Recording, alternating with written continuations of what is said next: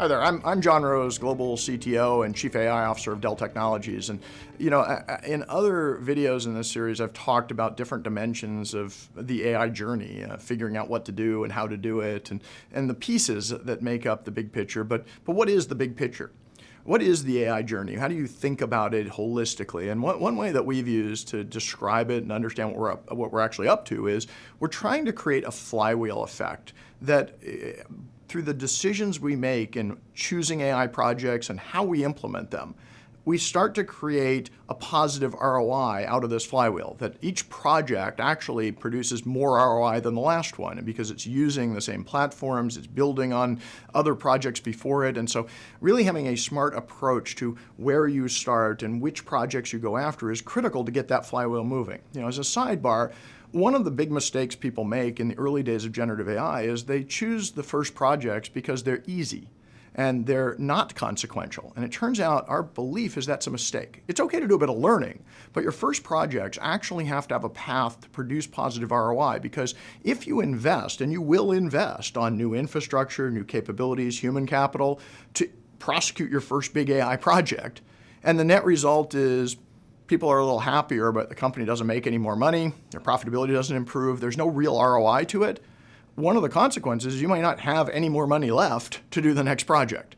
Conversely, if you're really thoughtful about where is your business most likely to be impacted in a positive way, is it improving your supply chain, making your sales force more productive, building better products, servicing your customers better, places where there's significant cost or significant opportunity, if you pick those, and you prosecute them, and the first project maybe produces 10 or 20 or 50 or $100 million of ROI, depending on the size of your company, what happens is the flywheel starts moving.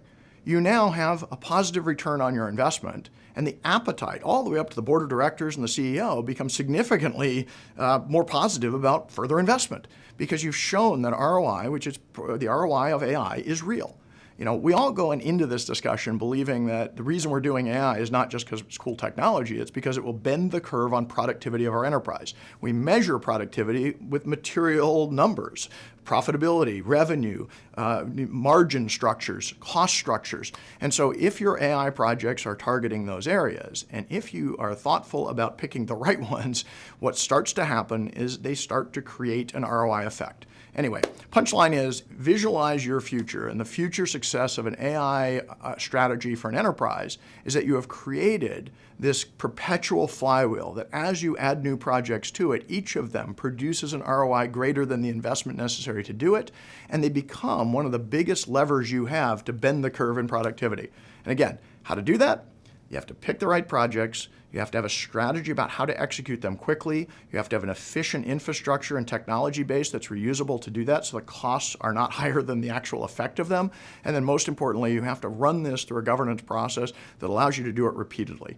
At Dell, we've got our big four areas fully in production: sales, services, supply chain, and support. They are producing significant material ROI. And I will tell you, as the Chief AI Officer, my life has gotten a lot easier in the sense that I don't have to convince people that ROI produces value because they can see it.